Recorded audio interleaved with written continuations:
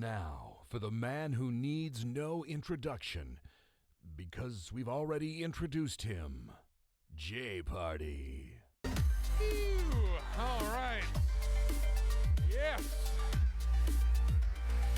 Okay. All right, everyone.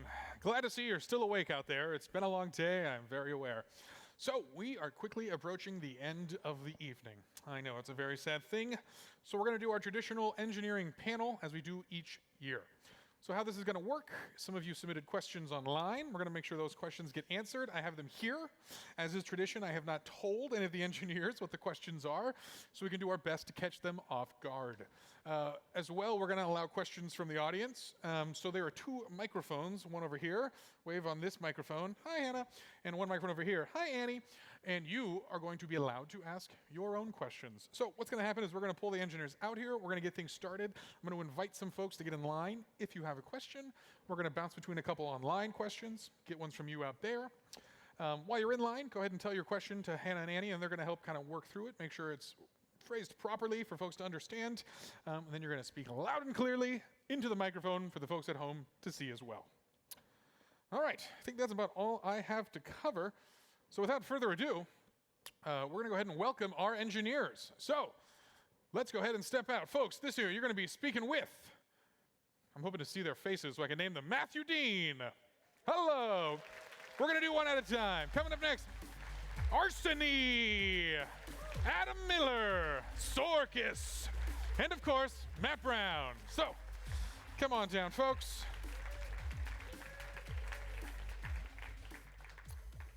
Okay. And look, I've got my own stool, so I'm going to jump on here and join you guys. All right, very cool. Cool, how we feeling today? Precarious is the answer I just got. Nervous about the questions. Matt, you've never been on stage before? I mean, for the main stage? No. It's very exciting. We're happy to have you here. All right, folks. So I think we're just going to jump right in here with the very first question. You guys haven't heard this, so I think, kind of decide amongst yourself who wants to answer as we try to get a diverse set of answers from all of you. Hey, no cheating. First question for the client. Why does Roblox have an FPS cap, and why is it against the rules to change that cap? Yeah, great. The giggles are nice for the first question. Yeah, so we are historically limited to 60 FPS. It's kind of how our internal system works. I'm not sure if it's against the rules to change this necessarily, but I'm sure some devs have anti-exploit scripts that try to detect speed hacks and stuff like that. We do plan on fixing this for high refresh rate monitors, but it's a small enough percentage of the market that it never was super important for us to do, but I'm hoping that we can do this basically like next year. I think I said this last RDC, but I think, next year is the year. That's the real year. Just adding on to that, I got this question offline too. If anyone is using the unofficial frame rate unlocker, I'm going to make a personal guarantee you will not be banned from Roblox. It's okay. You're going to get some emails from CS later. All right, next question. Studio, are there any plans to support vector graphics in the near future? Who's doing it? Arseny's got the gaze. All right. Yeah, this is not really a studio question. It's more of an engine question. Like if engines supported vector graphics, the studio would have tools to do that. As well, we talked about this internally. It's a thing where there's a lot of time that we would need to devote to supporting this because it's hard to do vector graphics right. Graphics hardware does not work with vector graphics. It works with raster graphics. So again, like not very high priority now, but we have talked about some features kind of like this that may happen as part of our UI and app evolution. Great. All right, moving over to the web question here. Will Roblox be able to help developers of games that improve over time by showing more recent ratings instead of an all-time ratings on the games page? Yeah, this is definitely something we would like to do. So basically, if you're updating your game, oftentimes the game gets better over time, and our current rating system doesn't reflect that. It just shows all-time ratings. So, yeah. Just to add to that, the biggest challenge with us kind of figuring out what the time frame for ratings is, unlike other platforms where there are versions, you are updating your games all the time. So there is no it's not clear to us exactly when you need to trigger a new ratings, right? So it's possible that like in the future, you can specify when you're ready for the next version of your game as the new version, and then that's when we will trigger a new ratings. But this is in the future. Great. All right, here. Moving over, we got some more fun questions here labeled Studio. Will you be improving the editor to be competitive with VS Code? A lot of features are missing from it that encourages me to use Studio plus Rojo plus VS Code. The short answer is yes. We are actively working. We have a huge project right now to do a lot of script editor improvements. So a lot of the functionality that you'll see in other editors, we're going to be adding to Studio.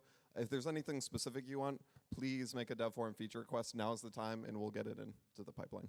Great. Yeah, keep submitting quests. And I'll add that I know that one of the favorite features and recently is Deep Tab 9. I believe that's one of the reasons why you're looking into VS Code. Assume that we are looking at all possible options to make our editor better. Great. Now I've got a question for the AV team. Is it possible to get the timer of how much is left here in front of us so that I know how long we've been going for? Appreciate that. All right. We're losing time real fast. Okay. Another question for Studio there. Will there be any improvements on the performance of Studio? I love this one comes up. As I and many other developers on Roblox crash due to big maps and low-end PCs.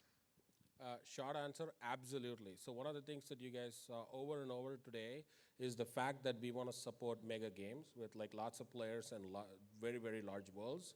So we would love to hear from you. We are actively tracking all metrics possible to figure out all the crashes. We never want to crash, right? So just come talk to us and we'll figure something out because this is #1 priority for us. Great. I want to take a minute to remind folks as we are churning through these questions pretty quick. If you've got a question, just go ahead and stand up and walk over to one of the 2 mics we have posted in the room, and we'll address your question. If you don't, it's up to you. You can always find these guys after the show if you've got a private question and converse with them then. All right, this question will be from Matt Brown here. Is a full UGC catalog still on the roadmap? Will we see custom hats, packages, faces, animations in the catalog anytime soon? Matt, what can we expect in the future? It's wrong if I say no. Yeah, the whole keynote was a lie. Yeah. So yes, it absolutely is not only on the roadmap, but if everything goes as planned, the first UGC assets should start appearing in the catalog next Thursday. Oh, that is exciting. So I don't know if I knew that. The rest of the question, so we're starting, some details, we're starting with one very specific type of asset, which is hats, because they're pretty straightforward. And then assuming that goes well, we'll open it up to all sorts of other accessories as quickly as possible, probably over the next 3 or 4 weeks. And then some of the more complex, particularly to moderate or to get functionally correct asset types or item types, will take quite a bit longer. So things like full characters and things like animations. But the intent is eventually, our goal, as this starts rolling out, is that we don't make anything and the community makes absolutely everything. Great. So I think we might want to jump to a question from the audience. If we got someone ready on this mic over here, I think I see it's Bereza lurking in the shadows. All right, Bereza, hit us with a hard one. Don't worry, this should be an easy one. I'm currently using messaging service in my game to implement guilds with cross-server messaging, chat, kicking someone from your guild, promoting them and whatnot. And I found there's a limitation of 1024 characters, I believe, which wasn't documented. I had to test to figure it out. I have 2 questions. One is, when will messaging service be testable in Studio so I don't have to deploy it to my live game to test it? And are there any plans to increase the 1024 character limit? Yeah, great question. So the first part was there's an undocumented limit. We'll document that immediately. And then there was a question around when can I test in Studio? The answer is probably within the next month. We're actively working on this right now. We want to make sure that you can test in Studio without affecting your live game, and then when you do publish, you can also test crossover messaging. So really soon. And then was there one other part of your question? Yeah. Are there any plans to raise the limit from 1024? Yeah, so with this system, unfortunately, we have to balance between the size of data and how fast the guarantee is of people getting it. We want to make sure that we don't overload the system and slow everything down. So that's why we chose the limit of 1024. We could look at expanding it in the future. So I'll talk to you about your specific use case and see what we can do. Great. Let's jump over to this mic and get one more question from the audience before we go back to the cards. Well, it is a physics-related question. Feel free to introduce yourself as well if you'd like to say your username. All right, I am Inyo22. And my question is there any plan to implement some form of dynamic water in the future?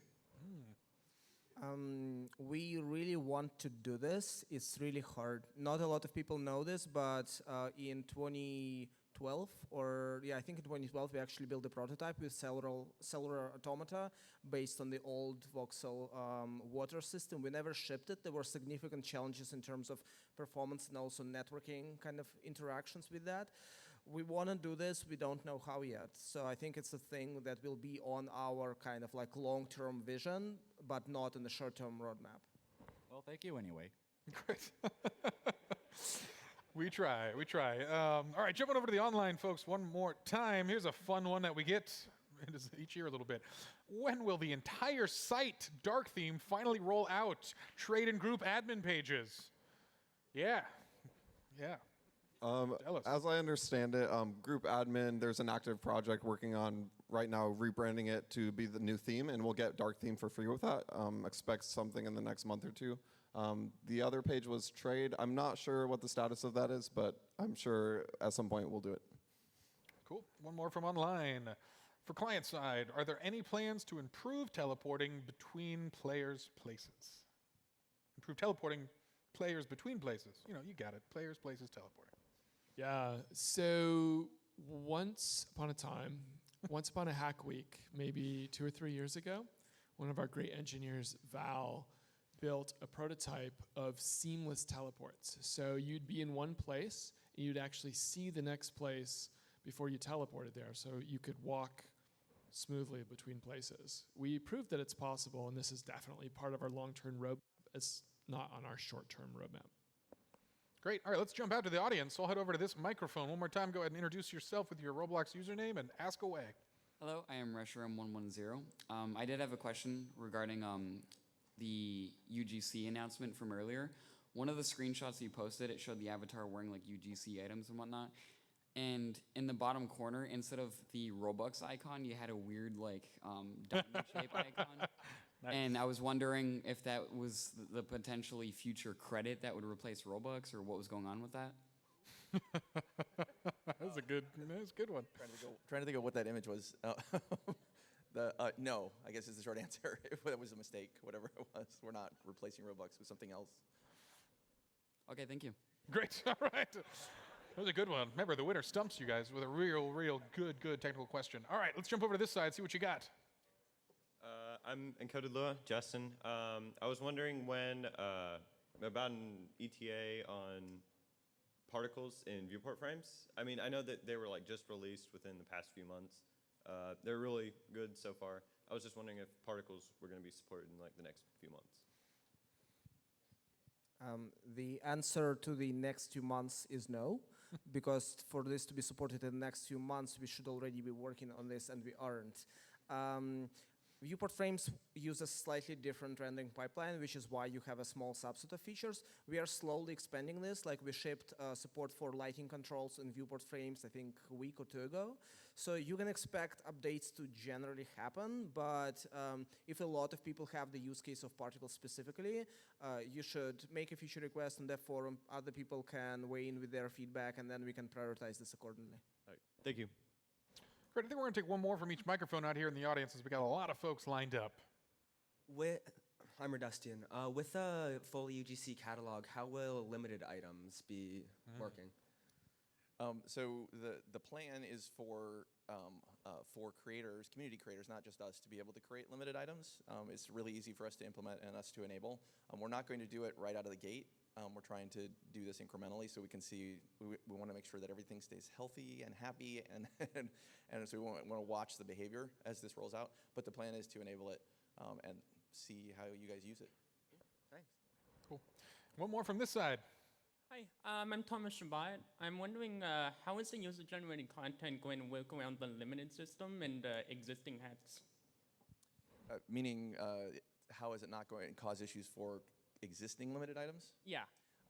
We're relying on the mechanisms that we don't yet have fully developed to remove duplicates, to remedy or to prevent those issues, meaning that somebody can't make a copy of one of the limiteds that already exist and then make it unlimited or whatever. But we're counting on the dupe detection to deal with that. And if it's similar but not exact copy, is that going to be caught by that? Still in development and still Okay. we're still researching it. And some of it, even if we could catch it, there is some subjectivity depending on what it is. Okay. Right. So if two people make red hats, that doesn't necessarily mean it's a copy. Yeah. So. Okay. Even I can add, there's some pretty cool technology that we're going to hope share with you guys soon about, maybe we'll share, about like how cool this kind of duping system is to track this. So should be fun. Anyway, let's jump back over to some of the online folks. We only got a couple left here, so we can get more from the audience. When will we see TOTP two-factor auth rather than email-based? Sure. I believe we had a project around providing a more secure form of authentication. I don't know where that went, but this is something we are looking into doing. Good reminder, whoever that was. I'll add to that we totally understand the use case for developers to kind of lock down their account and be 100% secure. So at some point we will do this. It's not actually in the roadmap. We need to basically follow up with you after we talk to the team. Cool. All right, let's jump over to the microphone. Take one more from this side of the room. Hello. Okay. So first of all, okay. My username is 144Hz, so I just want to say thank you for that definitive word on the FPS unlocker. It's close to your heart. Yes. Okay, so I've been doing a lot of experimentation with the new height map importer system for terrain. And first of all, I love it. Thank you so much. But I've been running into an issue where I'm making a lot of terrain maps that have a lot of height variation. Now, currently, right, the importer is limited to colors between white and black, right, which means there's only 256 height values between those. So if I make a terrain world that's like really high, I'm starting to run into like a stair-stepping issue with that, right? And I'm wondering if there will be any more supported formats for the height map importer so I can get more precision on those height values on that height map importer. So we have not, I don't think we have discussed this internally at the office, but the use case sounds valid, so we will definitely explore this, and I'll see if Arseny wants to add something. The use case is super valid. The implementation might be really complex because these images are now uploaded through our usual pipeline. So if you are looking for something like TIFF support with like 16-bit colors, like it makes total sense for us to do this, but it might be really hard for us to actually implement this. Okay, thank you. And make sure to submit that as a feature request. We'll make sure it gets discussed internally. Sure, thank you. All right, jumping over here. What do we got next? Hi, I'm the Amazeman, and I have a question about ratings by platform. So I have a game that's multi-platform, and it's very rendering intensive. So mobile crash rates are through the roof, and I wonder how bad those ratings are compared to my computer ratings, and if I would get more traffic if the computer ratings on the website said it's higher than it is currently, and if I would need to do a lot of work on mobile before getting those players in.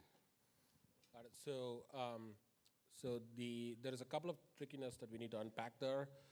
So it really depends on your intent. So let's say that like the past answer that I gave, where you're able to reset your ratings based on a version you push, this may elevate the pain a lot, right? Because if you want to keep your game available on mobile, at the same time it's crashing a lot, then you have a challenge there. We haven't actually thought about splitting the ratings by platform, but that could be also interesting for us to explore. I don't know if there is anything tricky about it yet, speaking off the top of my head, but we'll need to follow up with you. Okay, thank you. Great, thanks. Let's go for one more, or maybe two more in the audience here. Let's get on this side. Who do we got? Hi, I'm Quinty. The LiveOps model calls for DevOps and a lot of tooling around that, so like continuous integration, deployment, like automated rollouts, that sort of thing. And it's not really easy to do that right now on Roblox. So I was wondering if this model, like the DevOps model, is something that Roblox is trying to empower developers with. And if this is the case, then what sort of tooling might be on the roadmap for that? Yeah, so I would unpack that into two different categories. One is there's sort of an idea of like phased game rollouts where you're pushing an update and you want to make sure it goes out to players gradually, so if there are any issues, you can roll back. I think that's something we've thought about in the near term. Like we have an item on our platform roadmap around that. It's called phased game updates. If you're talking about more of like a CI/CD pipeline where you can go through test, development, production, that's always been part of our vision, is building that into the platform, making it really easy for your game to go to development, to closed beta, to open beta, and then finally to the entire audience. I don't think we have any concrete roadmap items around that right now, but. So that is definitely the long-term vision. It's just a very, very, very large initiative.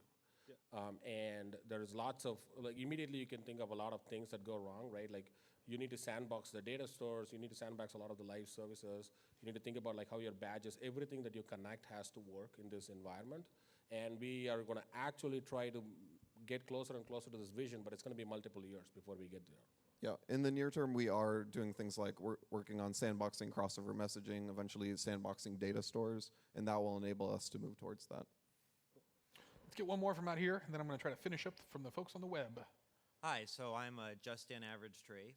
So with the addition of user-generated content, I wanted to know if, in the same way, because it is like an additional way for developers to gain revenue, I wanted to know if, in the same way, you can give badges to players as a reward in the game, if you could do this same with user-generated content.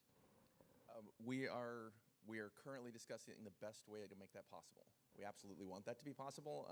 We're just trying to make sure there are lots of, they call them degenerate loopholes, but like ways that people can abuse different variations of that system. So we're just trying to figure out that we make sure we get it right, but absolutely on the roadmap. All right, thank you. All right, folks, we got about 10 minutes left here, so I want to make sure the online questions get answered, and then we'll try to get through as many as we can out here. If we can't get to your question, please come by afterwards, and you can ask it to these guys in person afterwards. All right, client question. When will character replication be able to handle 100 plus players, and is this an issue with the humanoid system primarily? You want it? Take your time. Take your time. So the answer to the when should be this year. We are working on a project that kind of requires a complex, really large map, 100 people, like 20 vehicles or 30 vehicles, or I don't know, the number keeps changing. And things need to work well. Things don't work well just yet, but we are working on new algorithms like right now that should make the motion much, much better. And you heard Dave, the vision is to get 600 players in a game if possible. Yeah, 600 with smooth movement will not happen by the end of the year. But that, in the future. But in the future, absolutely. Moving right along here. Are there plans to introduce more in-depth permissions for groups? A big problem I had recently was an investor had to have access to the game and studio to be able to run an advertisement. I would say we are doing some things around this in the near term. So for example, right now, there's a way with a group where you have to say like, people either have all or nothing access to all of the games in the group. We are working on making it so we can grant access to specific games in the group, which might help with this. We haven't yet figured out how granular we want to go. So for example, with advertising, but I think eventually we'll want to split that out so that you can grant people advertising or marketing permissions without them being able to get the source code. Yeah. Great. And the last question from online, my favorite each year. Roblox for Nintendo Switch, tell me when. We don't know. There's lots of challenges that we are absolutely interested in being in every platform. You heard us say this over and over again. We want any device you can think of, we want Roblox to run on that device. So assume that we are working on this actively, and there are more than technical challenges for us to solve. All right, let's jump back out to the audience and get through as many as we can out here. Let's go ahead on this mic. What's your name and what do you got to ask? I'm Ayu, and some people might call me Naipa. Oh, get a little closer to the mic. I'm having trouble hearing you. All right. My username is Ayu or Naipa, and recently on the dev forums, I supposed a group administration system where, like, you know, with the current Roblox groups, there is like, you can only have like one owner per group. As you can see with Badimo, for instance, as like Asimo is like the only like group holder for it, and like BadCC is like second rank. And you proposed like you had like a voting like system like for like last night, where like people dropped pins and stuff on, and then you had like a group overhaul system, and I didn't get that much votes, unfortunately. But as I was saying,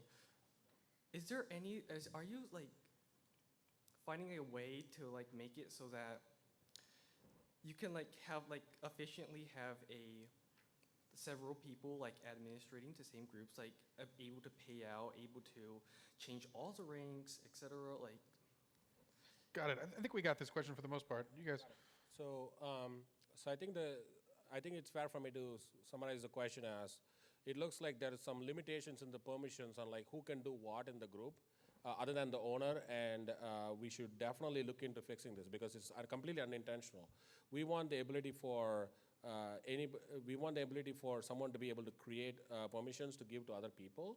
Now, the challenge of having multiple owners is that it's not clear who will break the tie if two people disagree, right? So this is a fundamental challenge that we are not really sure how to solve yet. But there is actually two pieces to this. Piece one is permissions, like who can do what, and the second thing is like showcase who are the people that are part of this team when it comes to this group. So we assume that in the future we want to kind of support both cases. We just don't know how to solve some of these yet. Yeah, I would add that for group payouts especially, that's a tricky problem. When we originally built the feature, we talked about having a council that voted on changing the payout rates. Ultimately, we decided we needed to give ownership to one person who ultimately makes the decision. That's not to say we couldn't add the ability to give other people payout permissions, but it's a risk, and we want to make sure we think carefully about it. All right, folks, I'm sorry, but we're going to have to move along here. We only have 5 minutes left. I thank you so much, and if you want to ask more about this question, come find us after the show. But let's jump over to this mic and hear a couple more questions. All right, what do we got? Hey, so I'm Tenel, and I actually have a question about, so I remember back when, this is years back, when the Scripters Forum was still a thing on the Roblox forums, I was vehemently supporting that Roblox would be ported to Linux. And I remember Sorkis, I remember when you were the one who was like, I think it was you who was making the argument that because Roblox was sort of the target demographic for Roblox generally didn't overlap with Linux users, that it just wasn't worth the time to port to Linux. However, now fast forward to 2019 or 2020 and basically into the present day, we have Roblox basically having shifted from being the content creators to being the platform where people are able to generate UGC through the tools that is provided by the platform and the company. So I guess the question is, has that vision changed, and is Roblox going to be supported on Linux in the future? So honestly, I don't think we have talked about this in a while, right? So there is an angle to this where it's possible that we need to evaluate how many of the developer community is on Linux, because it's more important for us to support the developer community, right? When we look at it from the player angle, we don't think there's a lot of players on Linux, but there could be a significant portion of our developer community. We haven't actually thought about this, to be fair. We will need to get back to you after we evaluate it here. Great, moving right along, and I encourage you to make your questions as concise as possible, as we only have a couple minutes left. So go ahead on this microphone. What do we got? All right, so I'm Fennec Paw, and I'm wondering if you're ever going to add custom night skyboxes. Great question. Custom night skybox? Night skyboxes. As of right now, you cannot customize any night skyboxes, but you can change what users will see in daylight. But as of right now, there's no custom night skyboxes, so I was just going to wonder. Yeah, Yes, they're stars. And they could change the moon, I guess, but. Our big vision is to move to dynamic skies, which includes night skies. So I think we're going to probably put most of our effort in there. We do recognize there is a little deficit when it comes to the terrestrial objects in the sky, so maybe there's something tactical we could do in the meantime. Yeah. Great. Okay. Thank For you. celestial objects specifically, we have discussed doing this, but again, it never became big enough for us to do at this point in time. So yeah, I think we'll do procedural sky first, and then if there's still necessity for other things, we'll do them as well. Okay. Great, let's jump over to Heroes. We got 2 minutes left. What do you got for our panel? I'll be quick. I'm Splash Gamer. I'm an animator, and so far for the Roblox animation, like the default that you use, it's not really that good. I actually animate in Blender, and I put it into Roblox because it looks 10 times better and moves better. And this is for Matt. Someone told me to find you. Do you guys have any plans to make the plugin better, just by default? Like better IK, easier movements, splines?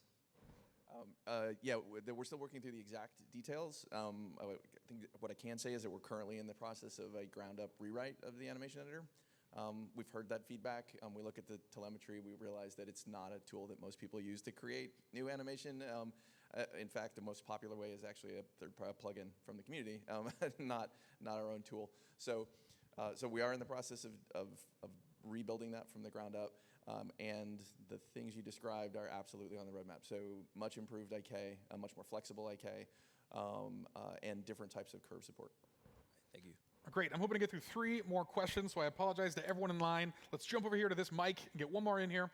Hi, I'm Davidii, and I'm sure that a lot of players are excited by the concept of a UGC catalog for hats and other accoutrements that's really positive towards players because it's going to incentivize better stuff through the sales. But this is a developers conference. Will there ever be a catalog where developers can sell assets and plugins in the same way to incentivize the creation of better tools and better assets? Yeah, so Justin hinted at this in his keynote, but we are looking into how we can support developers being able to publish content like models, plugins, and be able to sell it. It's not immediately going to happen, but similar to the UGC catalog effort, we're going to be working away at it. And you can expect updates in the coming months. We're also, as we're doing the Avatar UGC work, a lot of the back-end work and a lot of the stuff behind the scenes, we're doing everything we can to make sure that it could be used for those types of assets as well. All right, let's jump over here for another question, and I'm going to do one more after this over here. Otherwise, I apologize to everyone in line, but we are definitely out in time and overtime. What do we got? Hey, Mimi Dev here. I've got a question about a Hack Week project that came out this year. It was reflections on parts with players moving in their reflections. Is that happening?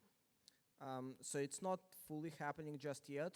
There's this project called Futures Bryant 2.5, right? And part of this is improved reflections, but they're not localized in the sense that if you're in a room, you don't see reflection from other objects in the room yet. We recognize this as a problem, but we don't have an efficient solution. The Hack Week project was basically not really realistic for us to fully ship in that form, but it's a big issue, and it will be bigger with the new materials, so we'll have to find ways to solve this. Great. And one last question over here to take us home. Hey there, my username is I do not have an AMEOK2. My question, which I'm asking for fellow community members about the catalog. This has been an issue for well over a year now where it's not possible to scroll past page 34 on the catalog. Instead, the page just entirely blanks out. And it's really a big pain for a lot of my community members when they're trying to find assets to wear for their avatar. Do you guys have any, what's the update on the fix for this issue? Nice. Is this going to be the stump? Yeah. No, I mean, I know what the issue is, and I know why this happened a few months back. I don't have an update on when we're going to be able to address it properly. For what it's worth, the motivator for that was to prevent performance degradation based on botting and scraping, and we kind of thought no one would notice. And because who goes that far in? Yeah. So to add to that, we hope that you never have to go that far in. Yeah, that's I think the real goal. We should absolutely fix any reason for you to go that far in. We do know that it is necessary sometimes to go deep in the catalog, like if you're scraping and you want to know all the hats that exist, and that's a valid use case, and we want to support that. Right. All right. That's fine. All right, folks, I think that's going to be it. So let's give a big round of applause to our whole panel. Matt Brown, Sorkis, Adam Miller, Arseny, and Matthew Dean. Go ahead and grab your stools and head off, folks. That's right, we make you carry your own stools here, and the strongest of you gets to take my stool. Wow, very strong. Okay. Folks, we have made it. You are officially at the end of your Saturday. We hope you now have a new bastion of knowledge of which to go out and conquer the world from, and hopefully you had some enjoyable snacks and conversations along the way. This year, we've prepared something a little special for you guys for the Game Jam. We wanted to be clear in our rules, so we thought we'd give you guys a little video outlining what it is to jam. So, but I want to encourage you a little bit before this to remind you all, it's been a long day, and I know you're all exhausted. We are throwing the Game Jam 24/7 again, overnight into tomorrow. That is not to work endlessly on it. That is to ensure you have the time to work when you can. So please take a break. We're going to have dinner after this. I'll be back after the video to talk a little more about that. But I encourage you all to stretch, take a break, take a breather, take a nap, and ensure you're jamming to your fullest potential. All right, folks, but I'm going to step off the stage. Let's take a look at this year's Game Jam.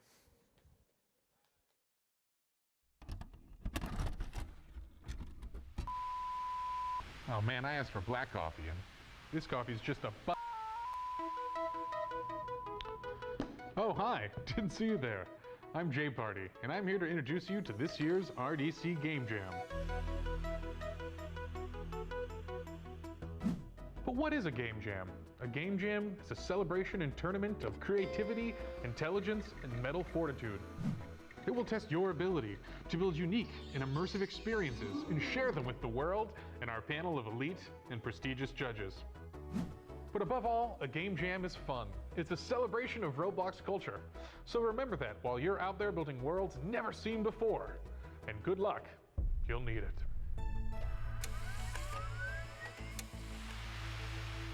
One of the important things you'll be judged on is design. Does your design make sense? Is it cohesive? Does it tie the piece together? Does it allow your game to make sense and be experienced by all? Make sure your design is clean. Make sure your design is succinct. And make sure it's planned.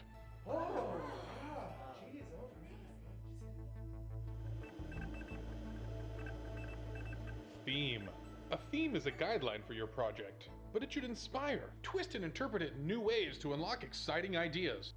In this example, can you spot the objects that are the color blue?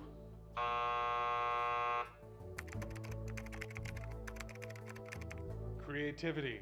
Exciting, fresh, surprising. Is your game all of these things? Can you pull a rabbit out of your game? Or maybe more creatively, can it pull a rabbit out of you?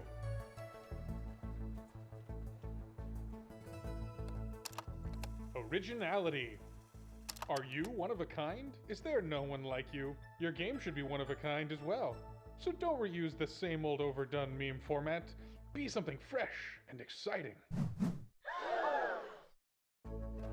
Let's review what we've learned so far about this year's Game Jam judging criteria. 1. Design. 2. Theme. 3. Creativity. 4. Originality. And 5. X Factor. But not even we know what that means.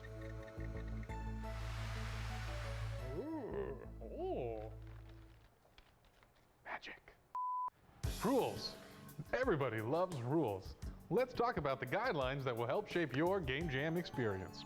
This year you'll be working in teams from 1 to 6, so go out there and find your friends, or more importantly, find a stranger and make a new friend.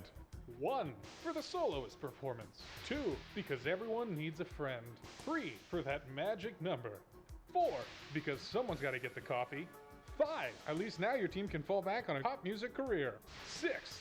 For folks looking to build a AAA studio during their time in the jam. Please make sure this is a brand new game on a brand new place. We'll be checking to make sure you're not reusing an old game.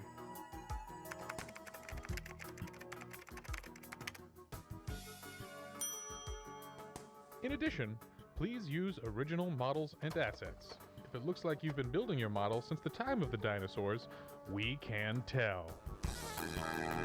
So good at guitar, it's crazy. Oh hey, I did see you there. When this video ends, the Game Jam will officially begin. You will need to register for this Game Jam by finding Rebecca and Kelly. Your team will need a unique name. You will also need a unique name for your game. Judges will be arriving tomorrow at noon. They will select the top 10 finalists to present live on stage to the rest of the world. After the jam, we'll be presenting everyone's game featured in our blog to make sure everyone gets their time in the sun. Winners will be immortalized forever on the RDC Game Jam trophy, featured front and center at Roblox HQ.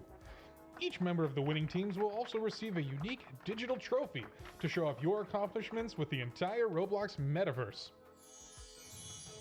And now, ladies and gentlemen, the moment you've all been waiting for, the reveal of this year's RDC Game Jam theme. But first, drum roll please.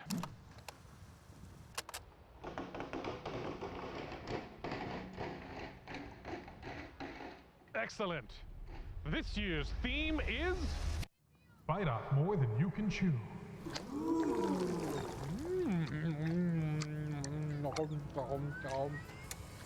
Well, everyone, that wraps our guide to this year's RDC Game Jam. So remember, you might get tired, you might get distracted, but there are snacks and comfy things to lay on throughout the building. So stay strong, keep creating, and good luck. And remember, you stay classy, Burlingame. We'll see you tomorrow. Come on down, we're building games. Come on, everyone. all right, all right. All right. All right, folks, so I may have lied to you. It's not going to start right this second because I want to give a few more announcements to everyone first. All right, so we hope you enjoyed that kind of theming and hopefully explanation of what the heck a game jam is. But a couple things to share before we part ways. So you will need to find Rebecca and Kelly, and they are going to be at a table somewhere in the front here. Rebecca and Kelly, where are you? They're going to be at that table in the corner over there. That is their corner. So we're going to need to find them. But first off, we're going to have swag bags for you all going out that door. So when we break, you'll be able to get swag bags on your way up for dinner, which is happening after this. There will be food all night. There will be a midnight breakfast that everyone is welcome to attend. We're going to have snacks. Hopefully no one goes hungry. So remember, register your team with Rebecca and Kelly, get your swag bags, and head up to dinner. The jam has officially begun. Thank you all. Have a good night.